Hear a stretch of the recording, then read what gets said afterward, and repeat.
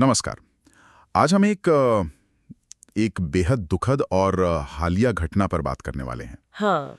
अहमदाबाद में जो air India flight 171 का हादसा हुआ है। हाँ। हमारे पास इस पर कई रिपोर्ट्स और लेख हैं।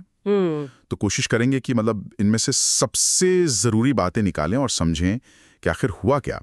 हाँ। उसका मतलब क्या है। हाँ, ये वाकई एक झकझोर देने वाली घटना है, खास तौर पे इसलिए कि ये दुनिया भर में जो बोइंग 787 ड्रीम लाइनर इस्तेमाल हो रहा है, हाँ, उसका ये पहला ऐसा हादसा है जिसमें यात्रियों की जान गई। तो इसके कई पहलू हैं जिन पर ध्यान देना जरूरी है। तो ये फ्लाइट थी एयर इंडिया AI 171, अहमदाबाद से लंदन जा रही थी।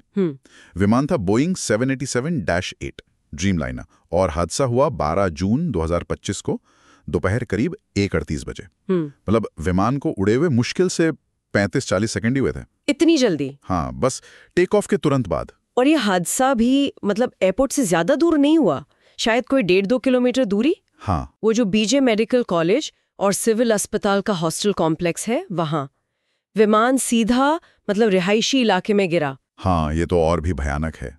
जमीन पे इतना सर। अच्छा, विमान में कितने लोग थे? विमान में कुल 242 लोग थे, जिसमें 230 यात्री और 12 क्रू मेंबर। और इनमें से 241 लोगों की जान चली गई। ये बहुत बड़ा आंकड़ा है। हाँ, बहुत बड़ा। और शायद गुजरात के पूर्व मुख्यमंत्री विजय रूपाणी भी इसी फ्लाइट में थे। हाँ, ये भी कंफर्म हुआ है, वो भी इसी फ्लाइट में सफर कर रहे थे। लेकिन हादसा सिर्फ हवा में नहीं हुआ, जैसा आपने कहा, जमीन पर भी इसका भयानक असर पड़ा। सही। बिल्कुल। हॉस्टल की इमारत से टकराने की वजह से जमीन पर कम से कम 38 लोगों की मौत हुई। अरे बाप रे। हाँ, और इनमें कई मेडिकल छात्र भी शामिल थे और 50 से ज्यादा लोग घायल हुए हैं। ये बहुत ही मतलब दर्दनाक है। वाकई। लेकिन इस भयानक हादसे में एक अविश्वसनीय सी बात भी हुई है। हाँ। एक यात्री 40 साल के ब्रिटिश नागरिक हैं, विश्वेश कुमार रमेश, सीट 11A पर थे वो। अच्छा। वो बच गए। इस पूरे हादसे में अकेले जीवित बचे यात्री हैं वो। ये सचमुच हैरान करने वाली बात है। कैसे, मतलब क्या पता चला है? यही बताया जा रहा है कि शायद विमान का वो हिस्सा जहां वो बैठे थे, वो टक्कर के वक्त टूटकर हॉस्टल के बिल्डिंग के शायद निचले हिस्से पर गिरा। ओह। और उन्होंने किसी तरह अपनी सीट बेल्ट खोली और वो जो इमरजेंसी दरवाजा था उसके टूटे हिस्से से वो बाहर निकल आए। अविश्वसनीय। हाँ, उनके भाई भी थे साथ में दूसरी सीट पर, वो नहीं बच पाए। ओह, ये तो, पर उनका बचना किसी चमत्कार से कम नहीं है। बिल्कुल। इतने बड़े हादसे के बाद जाहिर है सबसे बड़ा सवाल यही है कि आखिर हुआ क्या, कैसे हुआ ये सब। हाँ बिल्कुल। और यहीं पर जांच एजेंसियों का काम शुरू होता है। कौन देख रहा है इसे, मतलब भारत की तरफ से? हाँ, भारत की अपनी एजेंसी है AAIB, यानी एयरक्राफ्ट एक्सीडेंट इन्वेस्टिगेशन ब्यूरो। वो इसकी मुख्य जांच कर रही है। ओके। और उन्हें अंतर्राष्ट्रीय मदद भी मिल रही है। यूके की AAIB और अमेरिका की NTSB।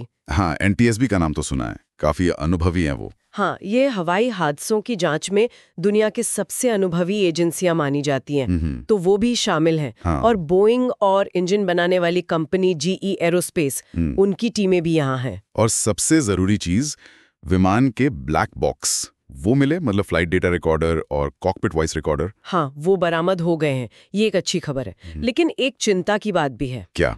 कि हादसे की जगह पर आग और गर्मी बहुत ज्यादा थी। मतलब अंदाजा है कि करीब 1500 डिग्री सेल्सियस तक तापमान गया होगा। ओह, तो ब्लैक बॉक्स को नुकसान? हाँ, मतलब आशंका है कि ब्लैक बॉक्स को नुकसान पहुंचा हो सकता है। उनसे डेटा निकालना एक चुनौती होगी, पर जांच के लिए बहुत जरूरी है। हाँ, वो तो है।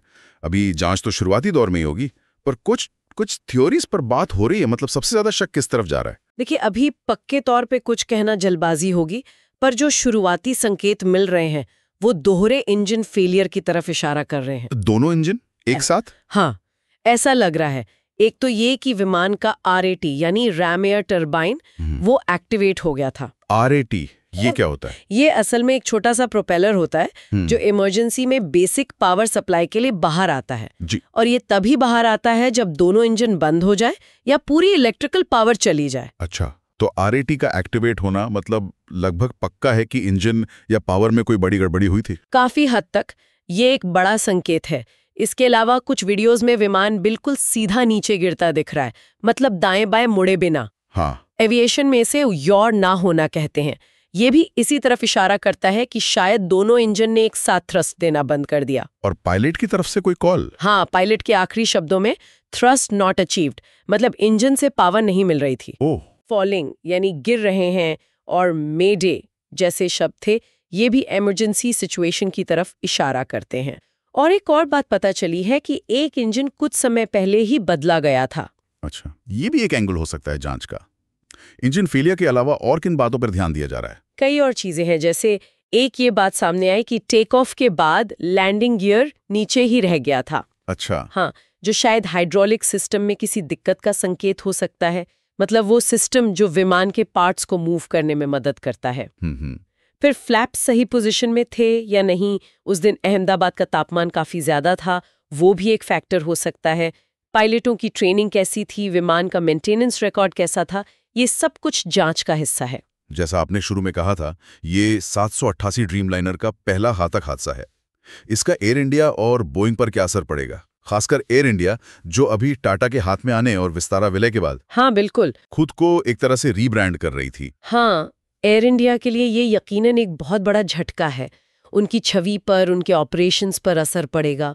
और बोइंग के लिए भी अच्छी खबर नहीं है। वो पहले ही 737 मैक्स की घटनाओं से जूझ रहे थे। हाँ, सही कहा। और अपनी साख दोबारा बनाने की कोशिश कर रहे थे।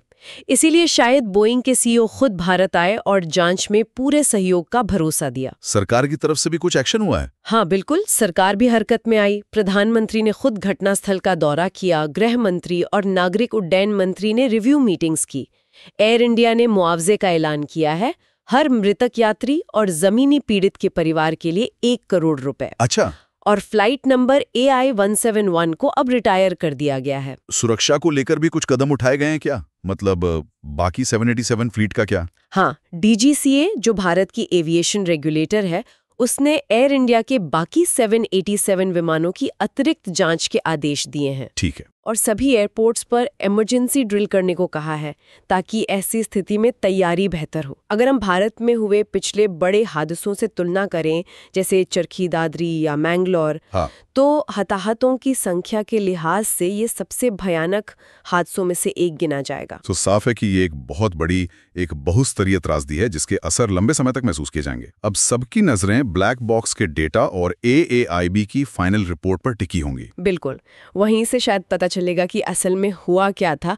और विश्वास कुमार रमेश का बचना, वो कहानी वाकई मतलब अविश्वसनीय है। हाँ है। तो ये घटना एविएशन सेफ्टी पर, हमारी इमरजेंसी तैयारियों पर और इतनी जटिल दुर्घटनाओं की जांच की चुनौतियों पर कई गंभीर सवाल खड़े करती हैं। सही कहा। और ये हमें याद दिलाता है कि ऐसी घटनाओं की तह तक जाना और पूरी पारदर्शिता बनाए रखना कितना जरूरी है। इन सभी रिपोर्ट्स और जानकारियों को देखने के बाद एक सवाल मेरे मन में रह जाता है।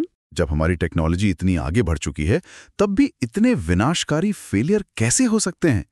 क्या हम वाकई इनसे सही सबक सीख पा रहे हैं? ये सोचने वाली बात है।